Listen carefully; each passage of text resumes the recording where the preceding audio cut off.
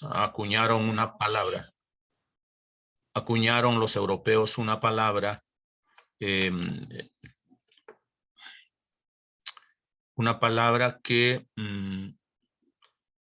dice el Sitzungsleben, el asiento existencial del texto, el contexto vivencial existencial en que fue creado o que el relato o el texto recrea. Entonces uno necesita saber esas cosas, porque si uno lo desarraiga, lo extrapola, hace decir al texto muchas veces lo que el texto ni dijo ni dice ahora, ¿no? Entonces, no tenemos tanta libertad como para desarraigar al texto de su Sitzungsleben, de su entorno existencial en el que surgió. No tenemos tal autoridad de desarraigarlo. Es como decir, vamos a interpretar la vida del pastor Julio, pero él no vive en Colombia, él vive en la China, ¿no? Él es el culpable de la pandemia. Entonces le atribuimos responsabilidades que no son de él por desarraigarlo precisamente de su contexto, de su entorno. Así hacemos muchas veces con el texto. Seguramente esto no les va a agradar mucho que yo enfatice, pero tengo que decirlo. Cuando yo oigo una predicación, escucho unos minutos y ya sé si el texto se está usando con respeto o me están diciendo que vamos a entender al pastor Julio, pero ubicándolo en la China, ¿no? En la China y ojalá por allá en el siglo V antes de Cristo, por los días de Confucio, algo así, ¿no? Entonces, eso suele hacerse con los textos. Suele decirse cosas que el texto no dice. Entonces, la historia del texto, ¿no? La historia del texto. Hay manuales, hay diccionarios bíblicos, diccionarios históricos a los que una persona que está comenzando a profundizar en la palabra debe acudir. Afortunadamente el día de hoy hay muchísimas herramientas, muchas. Hoy improvisar en el texto es o escudar la pereza intelectual en este caso, o qué sé yo, o irresponsabilidad o algo parecido. Entonces, es bueno que en ese sentido, por respeto al texto, consideremos todo su entorno histórico. En lo que concierne a la segunda parte, que es ya el entorno simbólico del texto, del que se deriva toda su función teológica, eso es otro momento muchísimo más grande. Ahora, significa que el sentido simbólico del texto es el que nos hace decir, y el mismo relato de Juan nos dice, el templo del que hablaba era su cuerpo. Allí está el sentido simbólico, en donde el templo no está tomado solo histórica, material y arquitectónicamente hablando. Se está hablando de su implicación simbólica. Entonces el templo se ha convertido en un símbolo del cuerpo de Cristo, pero no es de un simple cuerpo, de una simple anatomía, es de un discurrir en un proceso histórico, pero comprimido a una experiencia de cuerpo, de muerte en la cruz y de resurrección. Entonces, no es tampoco simplemente extrapolar templo a cuerpo y ahora hacer decir desde el símbolo al cuerpo lo que quiere. No es, allí está simbolizado las sandalias de Cristo, el pan que se comió, el baño que tomó, el pescado con que desayunó. No es un universo especulativo, no, está relacionado, si ustedes notan, directamente con aquello que hablábamos al inicio, con el querigma. ¿no? Con la esencia del evangelio, que es la redención. Tiene que ver con su cuerpo encarnado, real, anatómico, por supuesto, que no se pierde en detalles, sino al mismo tiempo va a su muerte, destruir el templo y luego reconstruirlo, que es resucitar. Por eso este relato es absolutamente paradigmático de cómo el mismo texto nos va entregando pautas de cómo hay que leerlo desde el símbolo. Y allí es en el simbolismo donde se encuentra el nexo teológico, la relación de la obra de Dios. Nadie, ni siquiera un templo material, lo reconstruye en 3 días, ni siquiera el templo material. Ni siquiera el templo físico lo pueden reconstruir en 3 días. Y una vida asesinada no se puede restaurar en 3 días. ¿No? Tiene que ser todo un milagro sobrenatural que un templo, si es físico, destruido al 3er día esté reconstruido. Tiene que ser un milagro material. Y si es un cuerpo que muere y resucita al 3er día, tiene que ser un milagro sobrenatural. Porque si fuesen hechos absolutamente naturales, todos los que han muerto en pandemia, nosotros oraríamos y los resucitaríamos, porque si fuese así de fácil, no es fácil resucitar un cuerpo. Entonces allí hay un ingrediente absolutamente visible, sobrenatural. No es fácil reconstruir un templo físico en 3 días. Lo que en 46 años se hizo fue más, obviamente. La historia es riquísima en ese sentido. Cuando ustedes estudian las obras arquitectónicas de Herodes, todo el proyecto arquitectónico de Herodes, que reinó pues casi cerca de 50 años en Israel con mano de hierro, o en Judá, más bien con mano de hierro, ustedes van a descubrir que hizo cosas muy lindas, tales como hizo cosas muy malas, indiscutiblemente. Fue un hombre de polaridades impresionantes, ¿no? Además, como ya se ha dicho allí, ¿cómo se llama esto? El hierón, que es el lugar santo o sagrado, de allí viene hieros, hierofanía, por ejemplo, manifestación o fenomenología de lo santo, y naos todo el entorno, una especie de ciudadela o de campus, pues, si se quiere, del templo. Entonces, el templo en sí, el templo nuclear, el lugar, el atrio de los sacrificios, el lugar santo y el lugar santísimo se reconstruyó en 46 años, pero todo el entorno, el campus del templo, eso se reconstruyó casi en 96 años o 97 años. Todo el templo concluido cuando Jesús es circuncidado.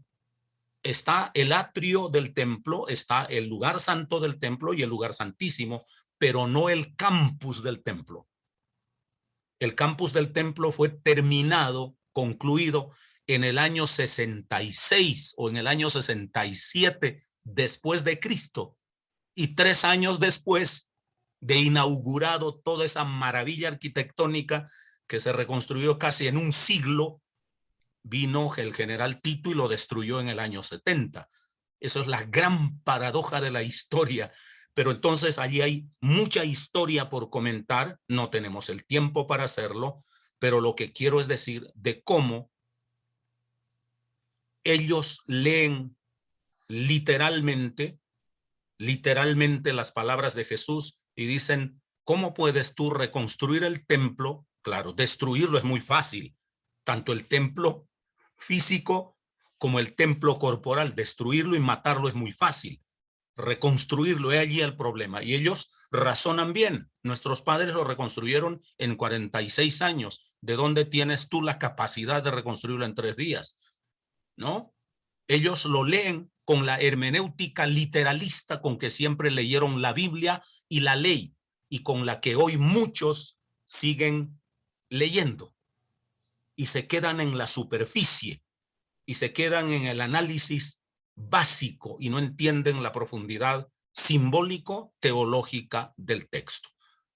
Entonces, esa teología está inserta, reitero, en el mismo relato. Seguramente me quedan cosas por añadir al respecto, que es interminable indiscutiblemente, de allí que elaborar teología no es simplemente regurgitar el texto. Yo me memorizo un texto, lo repito como lorito y yo ya soy teólogo. Pues no, no, tristemente no, ¿no? Entonces, no es así. Hay que ir a su sentido simbólico, hay que ir a ese ingrediente sobrenatural del proyecto divino que está insertado en el relato, pero que prima facie no se ve. De primera intención no se ve, solo se ve la letra, el relato. Hay que ir a ese segundo sentido, no a la historia, sino al sentido simbólico, que es abrir todo un universo de comprensión por una parte. Tiene sus riesgos porque uno puede inventar cosas o leerlo dentro de su propio campo, dentro de sus propios límites, porque, como lo dije anteriormente, el relato tiene sus propios códigos internos, es un universo, y él mismo nos va presentando, cada relato nos va presentando su pequeño universo. Aquí hablamos acerca del Señor de los Anillos, por ejemplo. Tiene su universo hermenéutico dentro. No puedo hacerle decir ninguna otra cosa sino lo que el mismo relato dentro de su universo me presenta. Y tengo que respetar sus códigos, así no me guste, ¿no? Así no me guste, tengo que respetar sus propios códigos, los códigos del o el lenguaje interno del relato.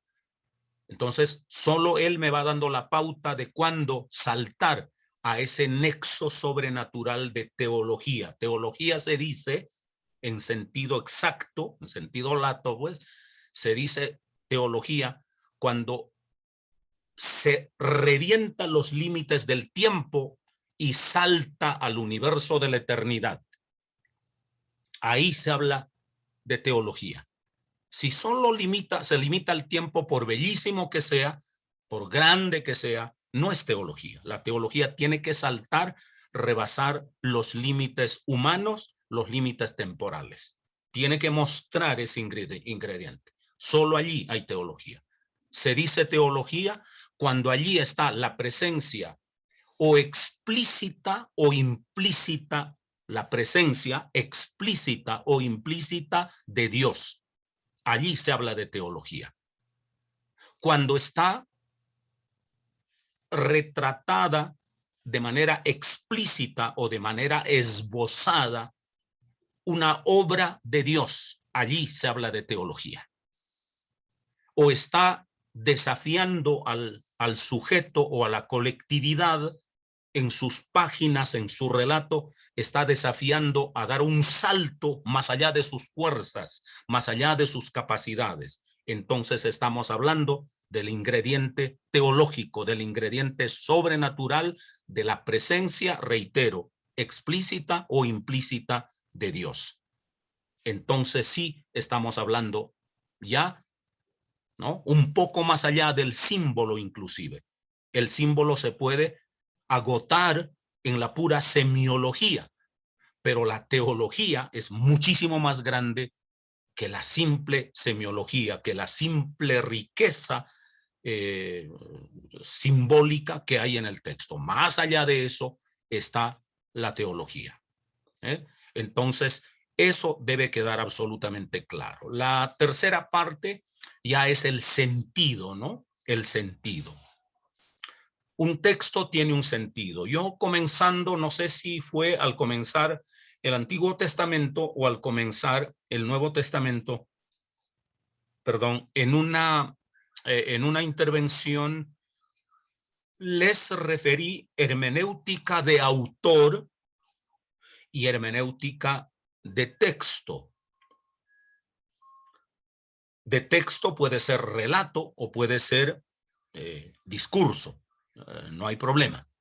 No hay problema. Entonces, cuando nosotros hablamos de hermenéutica de autor, si quiero interpretar al autor, y ahora sí, voy a hablar en sentido genérico de autor material, autor material. Quiero interpretar al autor material, al autor histórico, al autor físico. Lamentablemente no tengo los elementos, no tengo la fotografía, la biografía de Moisés, no lo tenemos. Los relatos están atribuidos a Moisés, relatos que se hicieron 1000 años después que Moisés había muerto. Moisés murió en el 1400 y los relatos se le atribuyen a él más o menos por los años 500 antes de Cristo. Han pasado casi 1000 años desde la muerte de Moisés.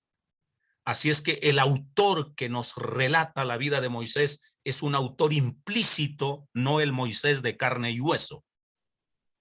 Entonces, cuando se hace hermenéutica, no se hace una hermenéutica del autor real, sino del autor implícito, de aquel narrador puesto allí, ese narrador que nos va contando y nos dice, Moisés hizo tal cosa, tal cosa, tal cosa, tal cosa, ¿no? A veces no nos dice en segunda persona, normalmente nos dice en tercera persona y a veces en primera, ¿no? En primera persona.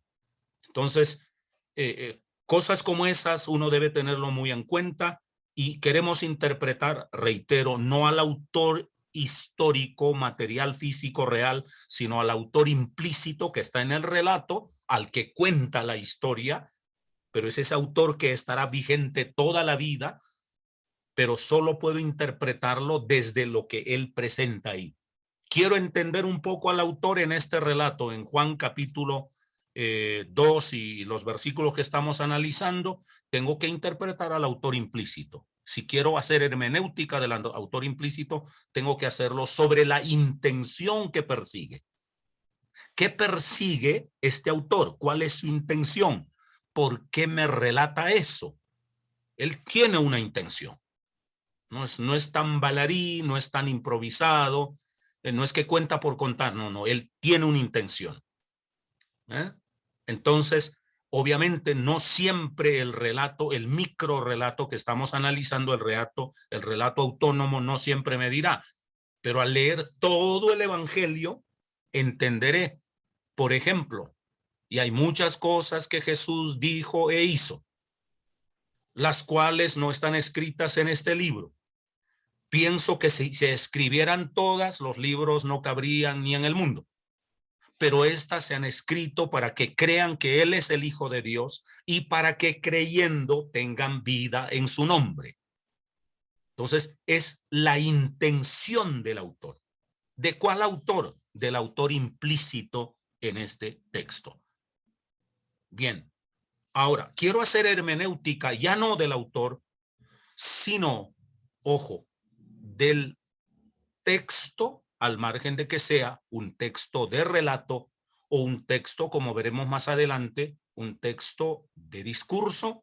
Entonces, la hermenéutica propia de una hermenéutica, la hermenéutica propia de relato o de texto ya es buscar el sentido. El sentido. Y el sentido, como se ha dicho en la exposición, la encuentro en los valores que me presenta, en el mundo de fe que me entrega. ¿Cómo lo hace? ¿Quiere corregirme algo? ¿Quiere enseñarme algo? ¿Quiere, no sé, mostrarme un retrato particular de Dios, de su obra? Algo tiene, el relato tiene un sentido, una orientación, un norte, lo que en periodismo o en literatura lo llaman el famoso leitmotiv. Quiere decir el propósito principal de ese relato. Y de ahí es de donde realmente saldrá el tema. Ese será el tema nuclear del relato. Ese va a ser el tema, ¿no? Entonces, será conocer el relato para encontrar su sentido. Bien. No sé qué más puedo decir al respecto. Un detalle que nunca nos cansaremos de enfatizar, y afortunadamente nuestro autor lo dice y nuestro expositor también, el pastor Julio, pues lo ha dicho: el texto no se agota en el yo. El texto no está para alimentar mi narcisismo religioso. Espejito, espejito, ¿quién es el más espiritual? Tú, Castomesa. Oh, qué lindo soy, ¿no? Y si por allí aparece una Blancanieves, pues tengo que matarla porque no puede competir con mi belleza, ¿no? No puede, no puede. Y a veces jugamos a la bruja, ¿no? Con el narcisismo espiritual. Queremos ver el reflejo de nuestro yo en el texto, ¿no? Yo soy el chico bueno, el creyente bueno, el ministro bueno, el líder bueno. Nadie puede competir conmigo.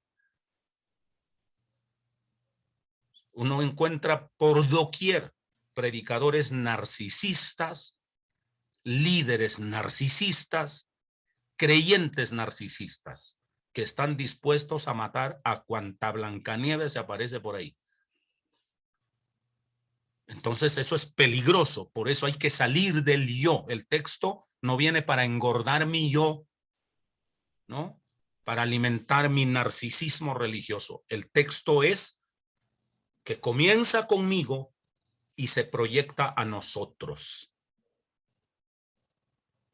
Comienza conmigo, pero jamás termina conmigo. Jamás. El texto no se acaba en mí, no comienza en mí y se acaba en mí. Me llama a una responsabilidad individual, pero son los otros lo que importan. Es el cuerpo, y el cuerpo, ahora sí, el cuerpo de Jesucristo en sentido metafórico, ¿no? El cuerpo de Jesucristo en sentido metafórico es la iglesia. La iglesia es el cuerpo de Cristo. Y curiosamente, la iglesia solo es primicia. La iglesia tampoco debe ser tan narcisista de creer que Cristo es patrimonio exclusivo de un grupo de religiosos que están dentro de cuatro paredes. Cristo es patrimonio de la humanidad, si se me permite el término patrimonio. No, Cristo es el don para la humanidad. Entonces, comienza con el individuo, continúa seguramente con los fieles, a Dios gracias, pero el cuerpo de Cristo se proyecta a la humanidad entera, hasta el último mortal, incluso aquellos que me caen gordos y me sacan, me hacen hervir el hígado, pues me hacen hervir la sangre. A ellos que me gustaría a lo Elías, ¿no? Liquidarlo. Jesús los ama. Como una venganza a mi egoísmo, Jesús los ama y los ama mejor que a mí, de remate, ¿no? Entonces, hay que tener bastante cuidado con eso, con ese famoso narcisismo, ¿no? De espejito, espejito, ¿quién es el más lindo? ¿No? Cuidado con eso. Aquí no hay ni brujas mirándose al espejo de la religión, ni Blancanieves por fuera, las que hay que destruir, condenándolos y satanizándolos. Esta vez no la destruimos porque sean más bellos que nosotros, sino porque creemos que son peores que nosotros, pues. Por lo menos la bruja tenía sentido porque quería conservar su hegemonía, porque Blancanieves era más linda que ella, a lo menos en el cuento, pues. Pero nosotros los destruimos creyéndolo peores que nosotros. La bruja habría dejado vivir a Blancanieves si hubiese creído que es peor que ella. O sea que nosotros somos más malos que la bruja. Es tenebroso eso. Es tenebroso. La bruja no iba a matar a las más feas. Mataba a Blancanieves porque era la más linda. Y nosotros, atrincherados en nuestro cristianismo individualista, y eso es herencia del occidente, y aunque arda tengo que decirlo, herencia del the one, ¿no? I am the one, ¿no? Y soy el primero, soy el único, yo soy el que valgo. Eso es tenebroso, ese individualismo inflado que se nos ha vendido. No, Cristo es de la humanidad. Cuidado con ese yo. Bien, entonces esos son los ingredientes con los que hay que interpretar un relato o un texto. Creo que es mucho más abarcador y genérico hablar de texto, porque en el texto están los relatos y los discursos. Y todos los géneros, pues la ley, la historia, la poesía, las novelas, los evangelios, las epístolas, la sabiduría, etcétera. Todos esos géneros literarios están contenidos en el texto. Dicho eso, doy lugar a las preguntas y listo. Quiero oírlos, por favor.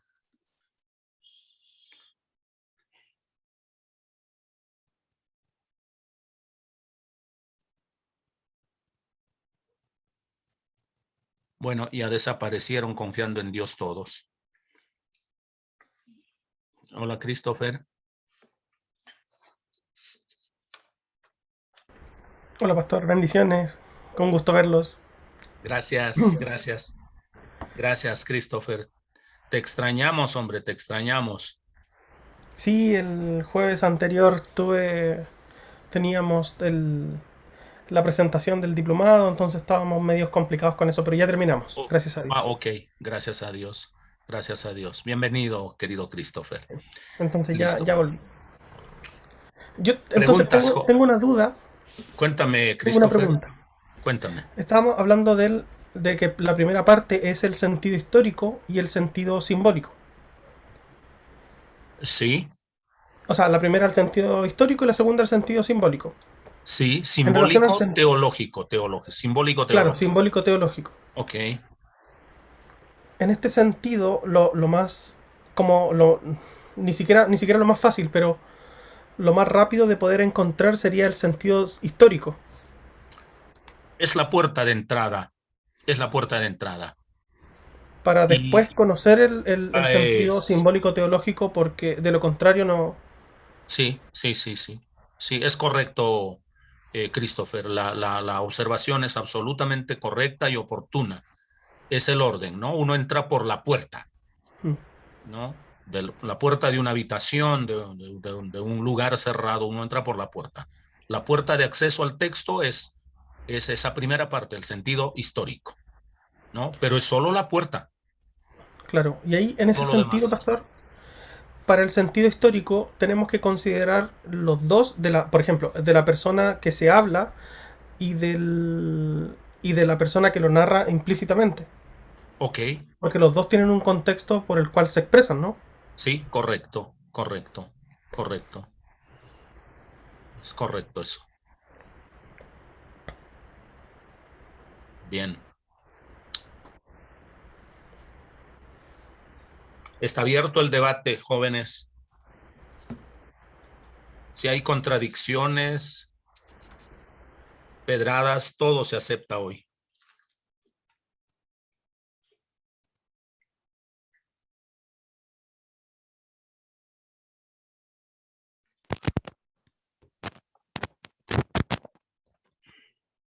Pastor, yo tengo una pregunta.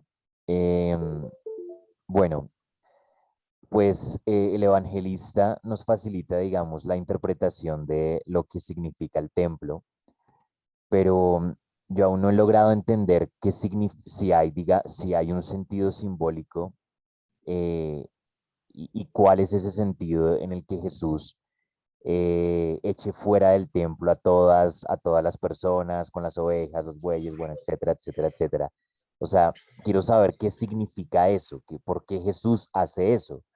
Porque si yo lo veo, si yo analizo ese mismo texto en los otros evangelios, pues evidentemente tiene una perspectiva diferente. Y creo que es en Mateo donde dice, mi casa será casa de oración para todas las naciones. Y según los especialistas, el lugar en el que estaba ubicado estas mesas de cambio y de animales y todo eso, era el lugar que estaba asignado para los gentiles. Entonces, no sé si eso esté relacionado precisamente con el sentido por el cual el autor pone a Jesús despojando a todas estas personas de este lugar. Entonces está claro el hecho del templo, que es el cuerpo de Jesús que muere y luego resucita, pero no he entendido todavía cuál es el sentido detrás de que haga esto, de que despoje a estas personas de su lugar. El día que nos encontremos con Jesús le preguntaremos por qué lo hizo. Aleluya. Elkin, a ver, creo que volvemos a la pregunta, a la observación que hizo Christopher, en que el sentido histórico del texto es una puerta de acceso para entender dentro de la libertad que el mismo relato me concede y dentro de los límites con que el mismo relato me restringe. Yo he aludido en repetidas ocasiones a Umberto Eco, el semiólogo italiano, el autor pues de En nombre de la rosa y del péndulo de Foucault también. Este hombre, hablando de los límites de la interpretación, precisamente nos hace ver eso. En el universo del relato están contenidas las libertades que el relato nos entrega, pero también el mismo relato nos dice, no puedes pasar este límite. Entonces, la libertad que yo tengo en el universo del relato, en el universo interno del relato, las libertades que tengo libertades, pero es lo que el relato me permite. Y tengo límites, no las que yo quiero imponerme, sino las que el universo del relato me limita.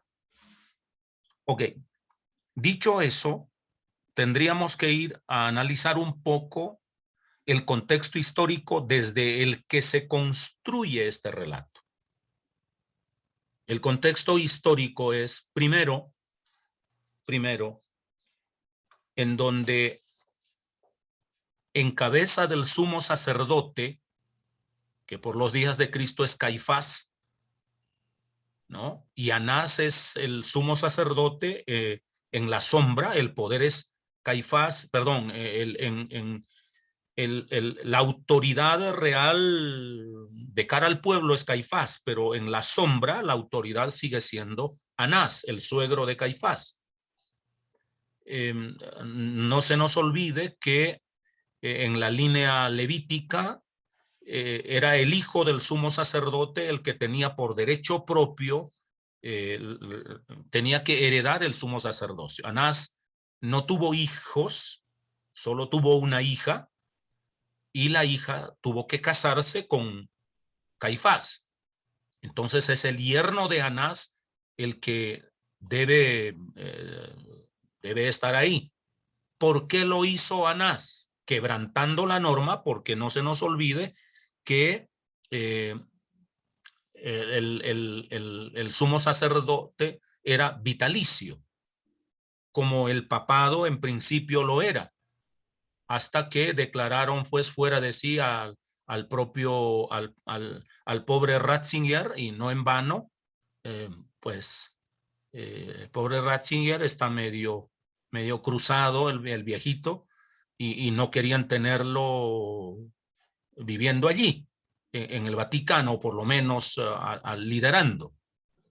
Pero antes que se presente alguna cosa que no es tan grata, digamos, para la marcha de la organización, mandaron al ostracismo al pobre Ratzinger, y hay dos papas en teoría en este momento en el Vaticano. Ahora, no quiero hacer un paralelo directo ni ser mordaz en esto, pero algo por el estilo pasaba en aquellos días, ¿no? ¿Por qué el sumo sacerdote Anás, si no tenía hijo, por qué no dio lugar a otra familia cuyo hijo o cuyo hombre tenía derechos de reinar? Vivo Anás dijo, caramba, mi hija no va a quedar en la pobreza. No. Así es que lo caso y en vida posiciono a mi yerno como si fuese mi hijo para que siga reinando. Entonces, no eran ni la obediencia, ni siquiera ellos mismos obedecían a la propia ley que tenían. No se nos olvide la especialización jurídica que nosotros hicimos, la ley universal, la ley nacional, la ley tribal, la ley de el pacto levítico, luego el pacto sacerdotal, luego el pacto de santidad, todo eso cada vez más comprimido en círculos concéntricos. No se nos olvide, de acuerdo con esas leyes, Anás muerto, tenía que entrar otra familia que tuviese más derechos que Caifás, más derechos que Caifás. Pero por no dejar a la hija en la miseria, por aferrarse al poder como un perro que se aferra al hueso, entonces hizo esa jugada y tuvo 2 sumos sacerdotes en vida, quebrantando la propia norma que ellos tenían, o que el Levítico lo dice, será sumo sacerdote hasta el día de su muerte, vitalicio. Pero ahí están los intereses. Comienza ahí el interés del poder por una parte, el interés de la economía por otra parte. Ahora, cuando nosotros leemos el texto, es un micro relato, y no entendiendo el mundo judío, podríamos decir, hombre, bueno, pues seguramente eran unas mesitas allí chiquitas. No, no, no, no. Lo que importa del relato es el simbolismo. Absolutamente todo el comercio giraba, gravitaba en derredor de Anás, en este caso, pues de Caifás, teóricamente, porque él es la cara del poder. Todo el mundo financiero, la macroeconomía, ejemplo, la macroeconomía, eso también yo lo había dicho ya anteriormente, la macroeconomía, la que maneja pues el emisor del país, de este país, por ejemplo, de Colombia, es el Banco de la República. Es el emisor, la fuente emisora del circulante. Entonces el Banco de la República emite los billetes.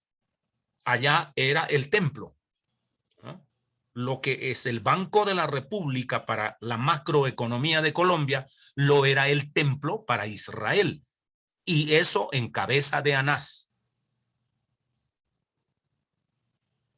Cuando sacrificaban en Pascua, ¿cuántos judíos había? Se dice que por lo menos 3 millones de judíos acudían en la Pascua a Jerusalén. Cada uno tenía que presentarse con un cordero de 1 año.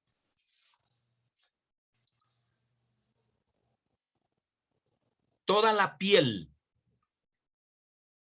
de 3 millones de corderos. ¿Quién manejaba la empresa curtiembre, la del cuero, y de becerros y de vacas? ¿Quién lo manejaba? El sumo sacerdote. ¿Quién manejaba todo lo que hoy son las casas de cambio, ¿no? Esos son los famosos cambistas. ¿Quién lo manejaba? Pues hombre, lo manejaban los testaferros de Pablo Escobar, perdón, los colaboradores de Anás. Eso lo manejaban. Pero la mayor de las ganancias iba al bolsillo del sumo sacerdote. Casi todas las ganancias iban para allá.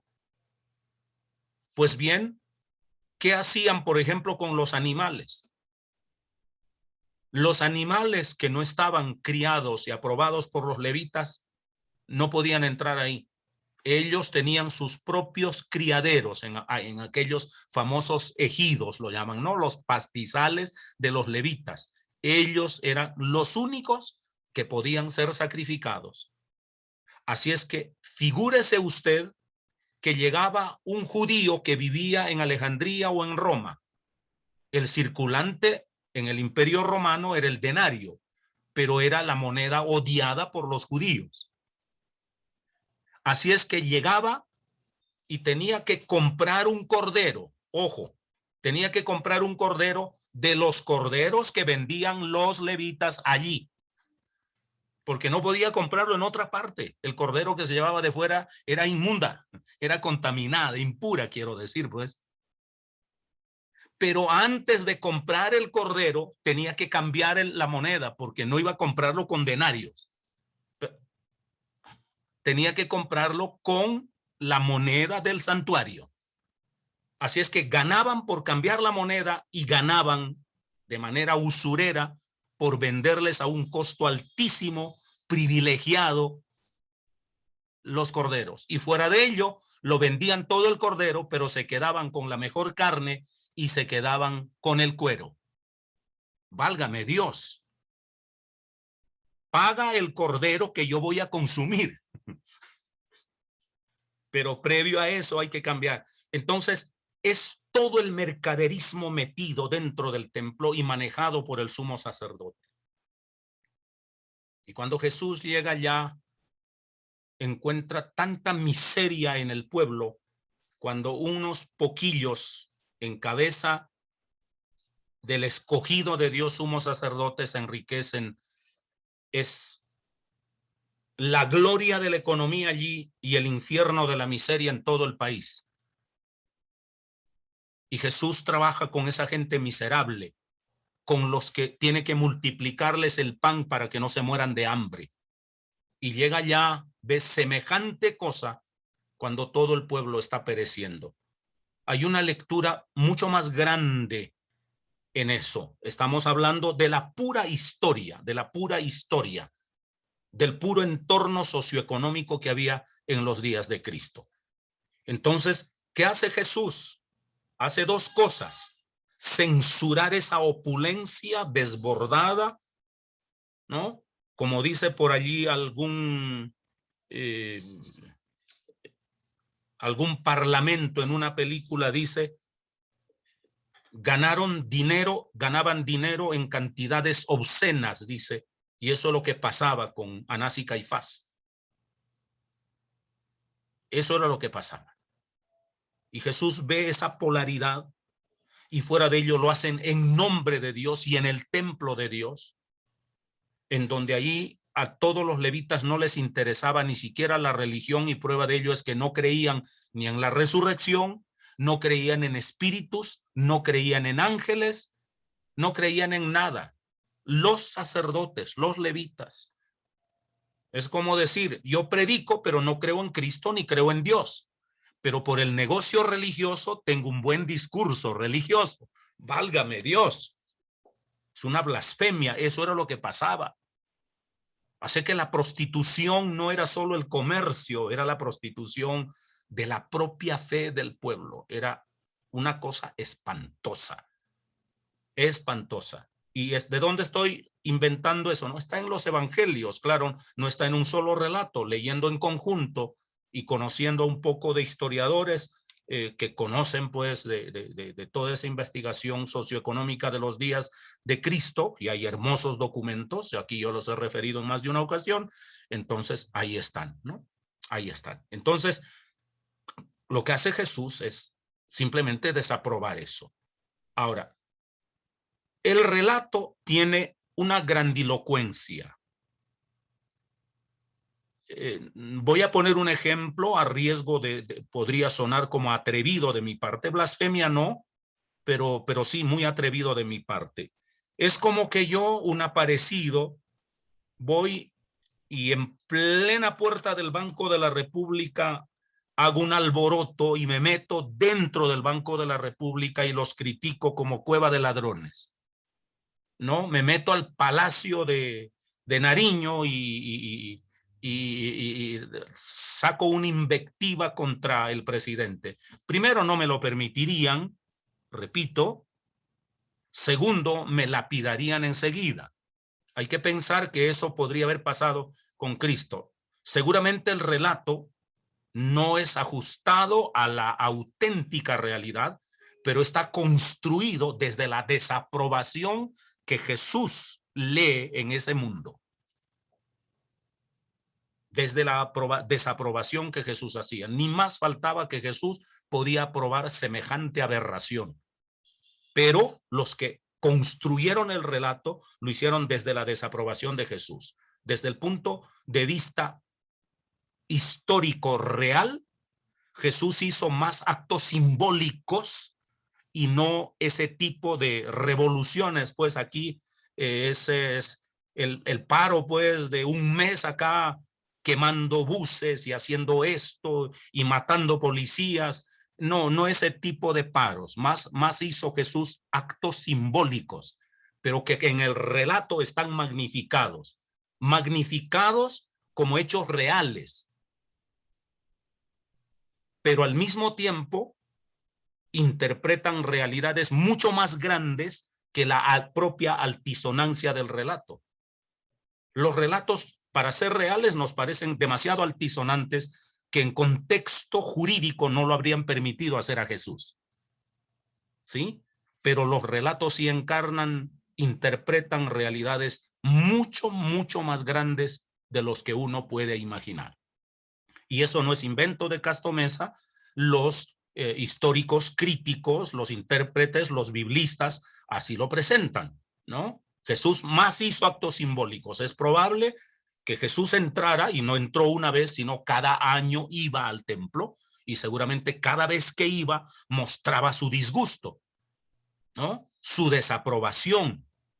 Y es probable que algún día dijera: ¿cómo me gustaría sacarlos a estos sinvergüenzas a patadas de aquí? Seguramente más de una vez lo dijo. No creo que haya sido una sola desaprobación la de Jesús. No fue una reacción momentánea. Eso fue año tras año. Observó eso Jesús. A los 8 días de edad fue su primera presencia en el templo. A los 12 años de edad, con el Bar Mitzvah, ya está allá. Ya es un muchacho supremamente adelantado para su época, dejando boquiabiertos a los doctores de la ley. Significa que desde los 12 años fue año tras año, y su ardor creció hasta que finalmente desembocó en su crucifixión. No creo que haya sido la reacción de un momento. El relato nos lo presenta como que Jesús una sola vez en su vida desaprobó, se llenó de rabia y volcó las mesas. Está interpretado casi desde la psicología humana de rabieta y pataleta. No, no, no. Así no fue Jesús.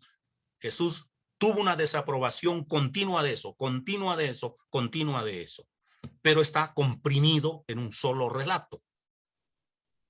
Bien, entonces eso debe tenerse en cuenta, porque hacemos mucho mal siendo reduccionistas, pues, de que Jesús en un reactivo allí, un amargado que da una pataleta en un momento dado. No, nada de eso.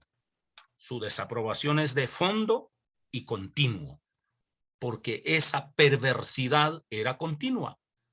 Era continua. Ya los profetas del Antiguo Testamento lo habían dicho cuando, por ejemplo, el Señor Jesús refiere o ponen en boca de Jesús la frase: han convertido la casa de mi padre en cueva de ladrones. Eso no es de Jesús, es de Jeremías.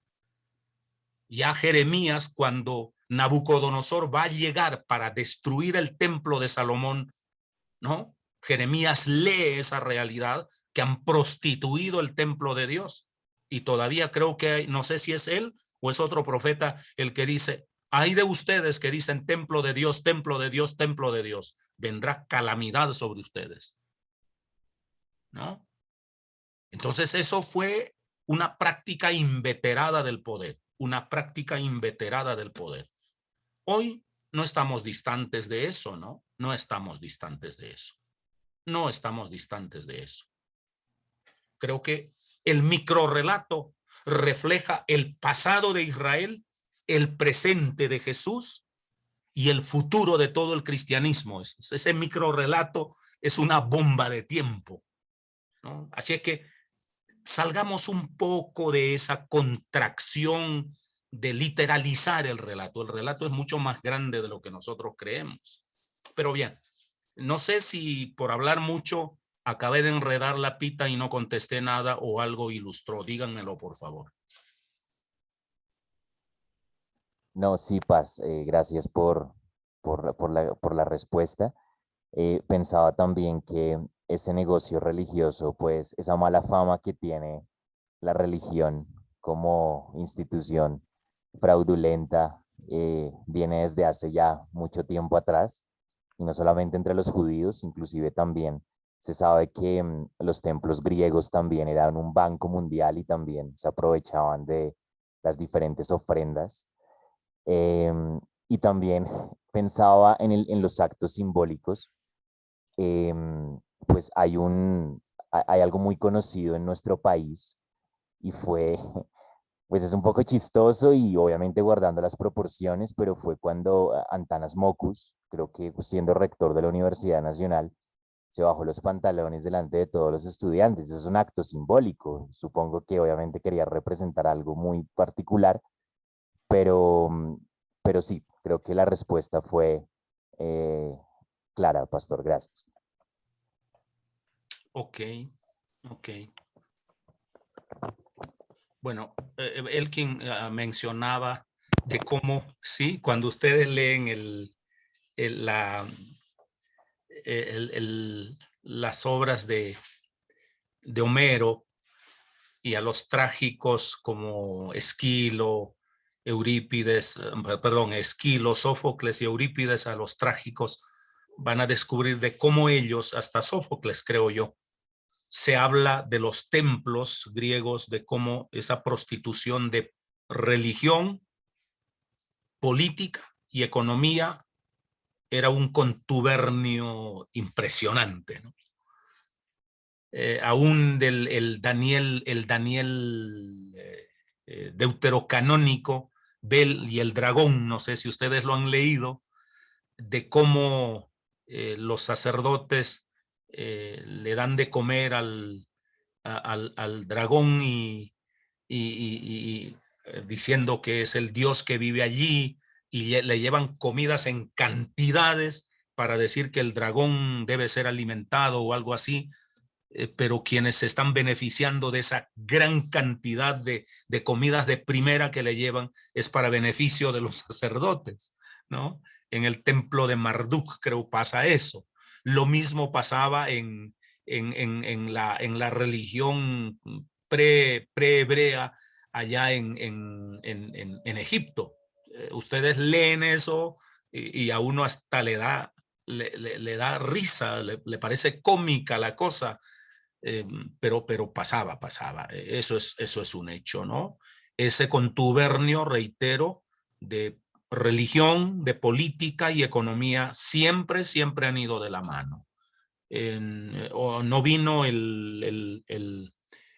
seguramente se cansó también de mis comentarios, o no sé, espero que no, pero de pronto el Chava no vino hoy. Oye, actualmente en México hay un sociólogo denunciando de cómo el alto clero mexicano tiene un vínculo prostituido entre política, economía y religión. No todo el sacerdocio mexicano, sino el alto clero. Hay un estudio sociológico actualmente, está en debate en México. O sea, esa prostitución de poder, política y economía, o perdón, de religión, política y economía, fue ayer, es hoy y lo será mañana. No, es tenebroso, eso es tenebroso.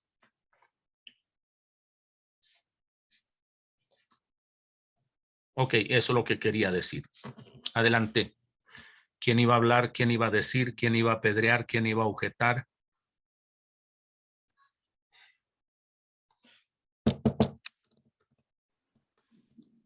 Pastor, una pregunta. Julio.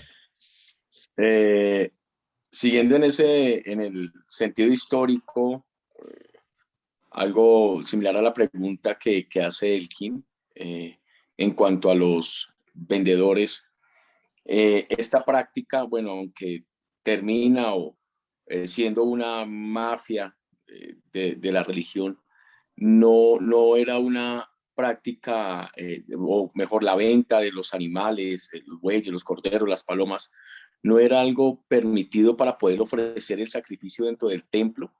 Entonces, realmente lo que no estuvo bien fue el mal uso, o en lo que termina, o en la mafia, o desde su inicio, no era una práctica bien vista, porque era algo, podemos hablar, no sé, decirlo como necesario para poder cumplir con el sacrificio dentro del templo, o de qué manera debía hacerse, o fue el mal uso o la prostitución de lo que nosotros estamos hablando, de lo que el pastor nos está explicando, de la prostitución y el mal uso que se hizo de esta práctica.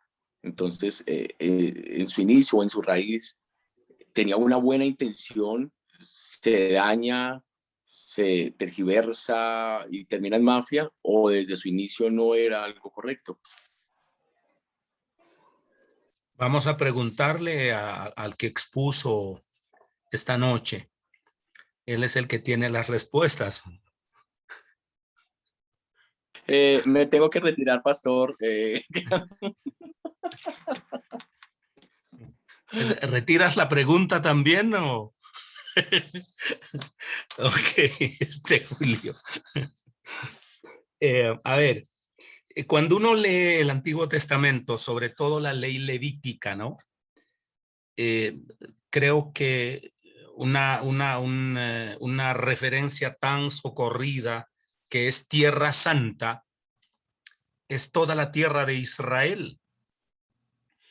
La idea era que cada varón de las 12 tribus de Israel en la Pascua llevaran su cordero de un año y punto.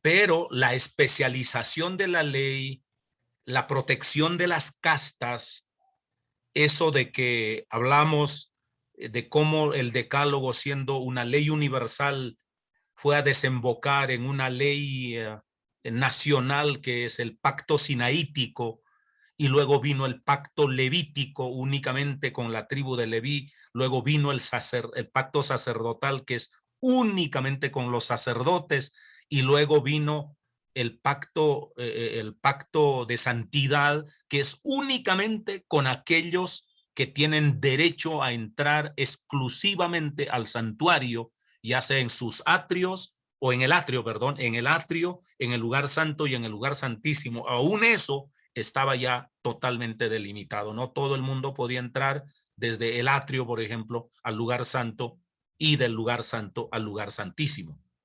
¿Por qué hicieron esas leyes dentro de, esos son como las muñecas rusas, ¿no? ¿Cómo se llaman esas muñecas? Son, creo, 12 muñecas o 7 muñecas que van uno dentro de otro, dentro. Algo por el estilo hicieron con la ley estos. Pero, ¿por qué hicieron eso? ¿Quiso Dios? Claro, lo pusieron en boca de Dios, pero lo que querían era privilegiar, ahí sí, su privilegio, ¿no? Por no decir, lo que estaban cuidando era la mafia religiosa. Eso fue lo que hicieron. Ahora, todo el cristianismo que lee eso de manera indiscriminada, solo juzga que todo es malo, todo es pecado, y ellos sí eran, es más, se vende en este tiempo, mejor dicho, el modelo judío era pues lo perfecto, no, eso no era nada perfecto, hermano. Daba asco eso, la verdad, daba asco, ¿no? Y genera demasiadas sospechas el hecho de que hicieran leyes al tamaño de ellos para guardar su privilegio, ¿no? Y comenzaban a encontrar, un calvo no puede ser, alguien que tiene una cicatriz no puede, el que tiene una manchita no puede ser, el que es enano como Casto Mesa no puede entrar al santuario, y comenzaban a inventar una serie de cosas por privilegiar a unos pocos. Ahora, usted dirá, ¿está ardido Casto Mesa? No, afortunadamente no les envidio nada. No, no me habría gustado ser judío jamás. Jamás. Jamás, jamás. ¿Significa que soy antisemita? Claro que no. Claro que no. No vayan a llevar tan lejos la desaprobación religiosa que tengo. Nada tiene que ver con la raza. Entonces, es más, soy pro-sionista, si se si se me pregunta un poco más. Entonces, ellos hicieron por privilegiar su casta, porque la idea era que yo, un judío de la tribu de Leví, que vive en la frontera, perdón, de la tribu de Zabulón, no Leví, de la tribu de Zabulón o de la tribu de Dan, que vive por allá en la frontera con los fenicios, soy casi vecino. A veces el cabrito de él pasa a mi parcela, o mi oveja se comió 2 centímetros del pasto fenicio.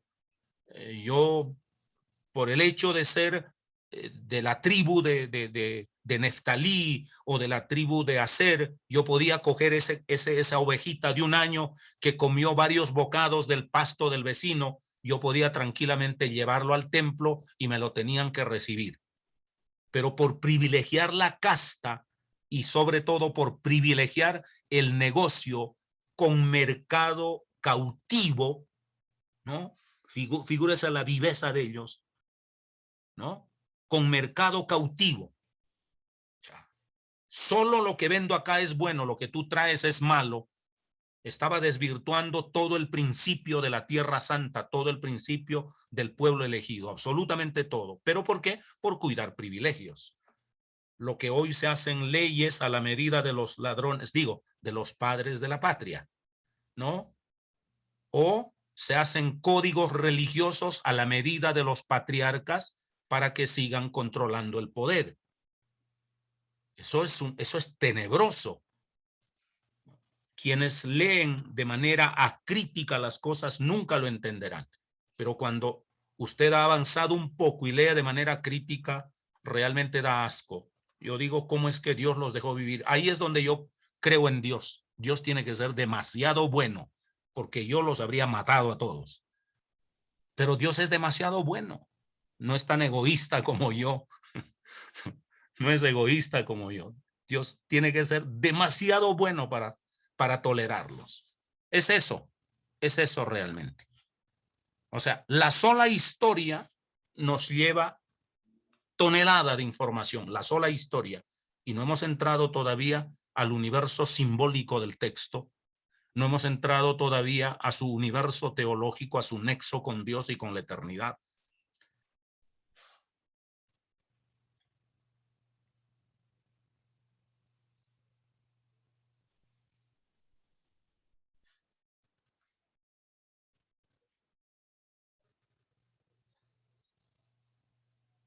De pronto nuestro expositor tiene algo más que añadir a la pregunta. Pastor, no, muchísimas gracias, quedó muy clara, pastor, no, nada que añadir. Ok, muy bien, jóvenes. Creo que ya todos están durmiendo. Si no hay más preguntas, creo que debemos concluir. Me parece que, ¿qué dices, Elkin, tú que eres el dueño del pastel? Bueno, no sé si alguien tenga alguna pregunta más relacionada al tema de hoy. Hable ahora. ¿O Hablo ahora. Ok. No. Buenas noches, Dios los bendiga. Qué gusto verlos, escucharlos. Interesante. Solo quería mencionar algo. Y es que me llama la atención que hay un sistema religioso contaminado, modificado, y en el relato se dice que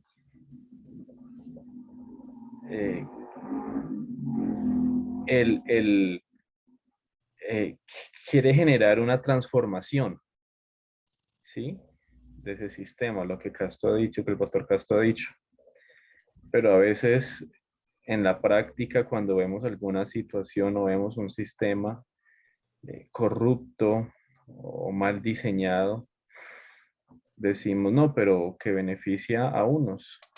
Y no recuerdo en dónde lo había visto, que el símbolo de los animales es necesaria la intervención en todos los niveles. Y la intervención representada en los diferentes animales, el que tenía dinero, el que no tenía dinero, de la paloma hasta el cordero, era porque Jesús quería llevar esa transformación mucho más allá.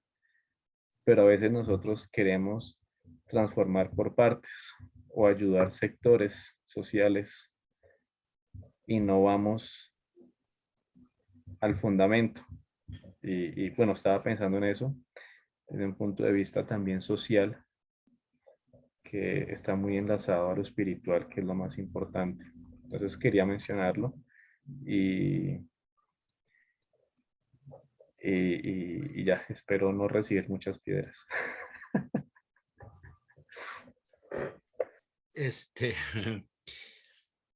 Benjamín y para todos ustedes, ¿no? Y yo creo que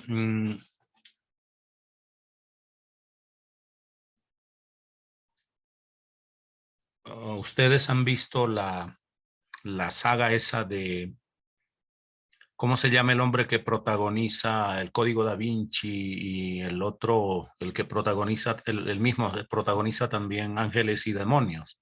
Tom Hanks. Ese hombre, es que yo no he leído la Biblia últimamente, entonces no me sé el versículo bíblico ese. Entonces, Tom Hanks está protagonizando Ángeles y Demonios. Llega al Vaticano y desde su conocimiento, para que vean, él es un semiólogo, a lo menos pues hace el papel de semiólogo, interpreta los símbolos, allí la grandeza de esa película me llama la atención, no porque lo que digan sea verdad o no verdad, sino porque se quiere presentarse una apertura al mundo simbólico, al universo simbólico. Pero bueno, entonces él llega al Vaticano en uno de los episodios, llega al Vaticano y hace algunas observaciones desde la historia, o sea, hace un paralelo entre el presente y la historia, algunas para probarlas, algunos para enseñar, porque está investigando algún crimen allá, ¿no? Un crimen de 5 elegidos o candidatos pues al papado. Entonces, en uno de esos episodios él va caminando y creo que critica algo y entonces el interlocutor, que es un fanático pues de ahí, del Vaticano, un servidor del Vaticano, mira y lo recrimina al pobre Tom Hanks, considerándolo pues un pecador, un impío, de que la iglesia solo se dedica a cosas buenas y a esto y aquello, y saca toda su apología del bien, ¿no? Y Tom Hanks va pasando por la puerta del Banco del Vaticano, mira el letrero donde dice Banco del Vaticano y dice, también es un banco, también es un banco. O sea, la crítica está allí, o sea, no me vendas solo religión cuando el poder económico está detrás de ti, es lo que está diciendo, ¿no? Entonces, sería eso. Ahora, podríamos, querido Benjamín, y eso es el riesgo de interpretar solo desde la historia y hacer un paralelo entre la historia narrada en la Biblia y extrapolada a nuestra realidad actual, haciendo pues un salto desde la historia a la historia nuestra y agotar el texto en la pura redención sociológica. Indiscutiblemente hay una jerarquía socioeconómica en el propio texto y en el Levítico ya está. El rico podía sacrificar tranquilamente un buey de 1 año.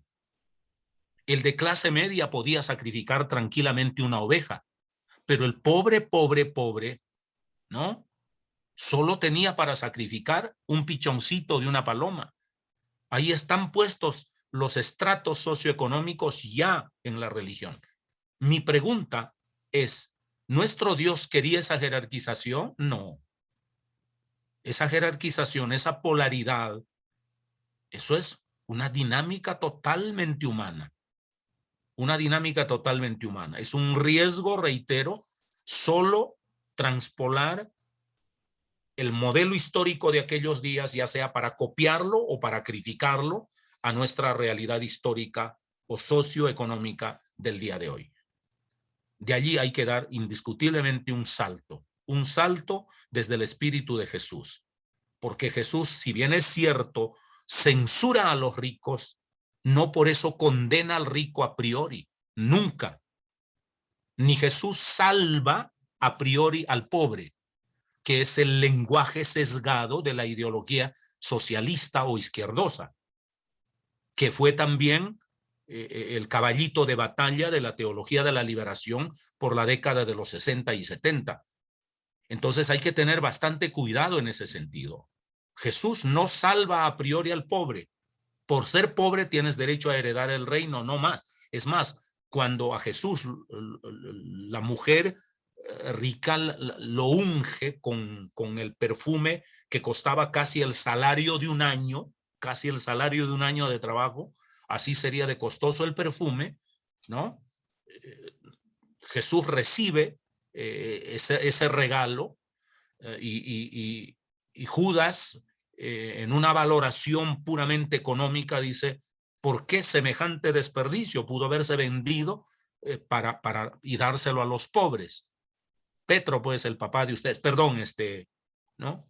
Era Judas, ¿no? Era Judas. Entonces, pensando en los pobres, y Jesús termina diciendo, oye, a los pobres siempre lo van a tener con ustedes, siempre. A mí no siempre me van a tener. La pobreza va a estar presente en la humanidad, no porque Dios lo quiere, sino porque la sociedad lo genera. El rico siempre va a existir porque el pobre necesita que el rico exista, así sea para criticarlo desde su discurso prejuiciado. Nosotros somos los que generamos esa polaridad. No es Dios. No hay determinismo socioeconómico en Dios. Entonces, hay que tener bastante cuidado.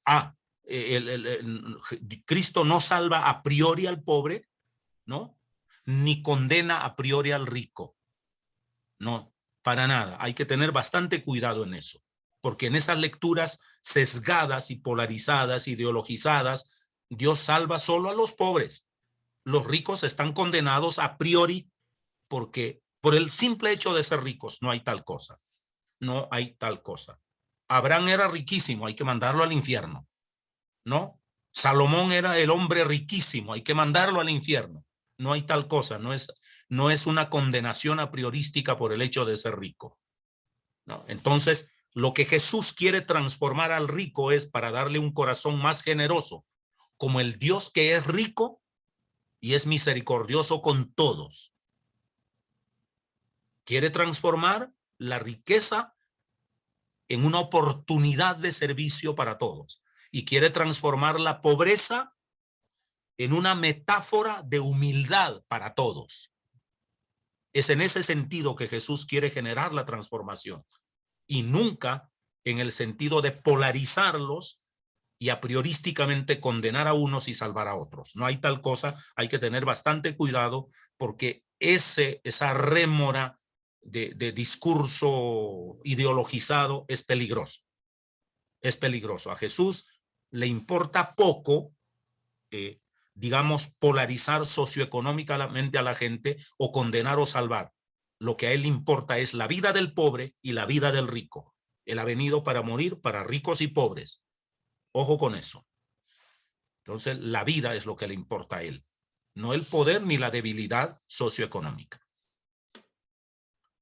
Si hemos entendido eso, estamos bien, porque podríamos de manera directa concluir, entonces Dios va a condenar a Anás y a Caifás y a los que se parecen de ayer, de hoy y de mañana por el solo hecho de tener negocios. No. No. Por eso Él es la encarnación de la vida. Él quiere que pobres y ricos vengan a Cristo Jesús. Ok, ya estoy convirtiendo en sermón esto.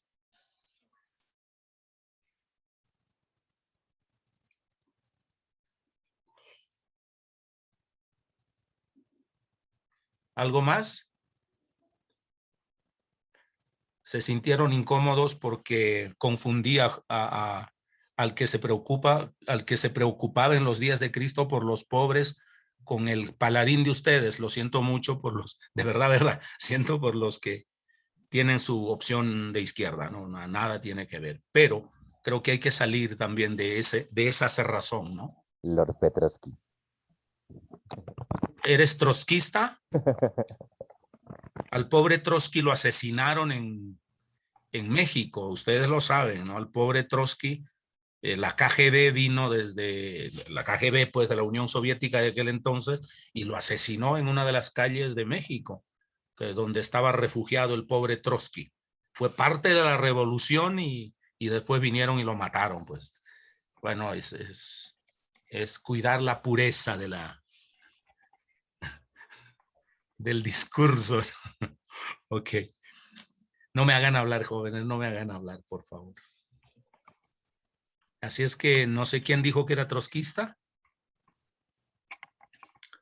Ok. El Bueno, controlador trotskista. del tiempo.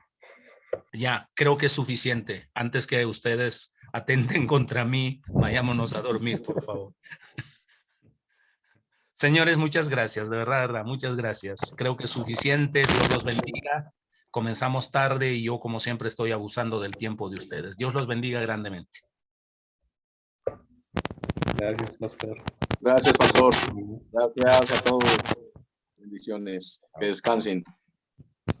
Buenas noches a todos, gracias. Buenas noches, pastor. Buenas Gracias, noches, bueno, compañeros. bendiciones, bendiciones, bendiciones, Dios los bendiga. bendiciones. Feliz noche. Bendiciones. Chao, chao. Gracias. Lo mismo. Bendiciones. Arriba, mami. Arriba.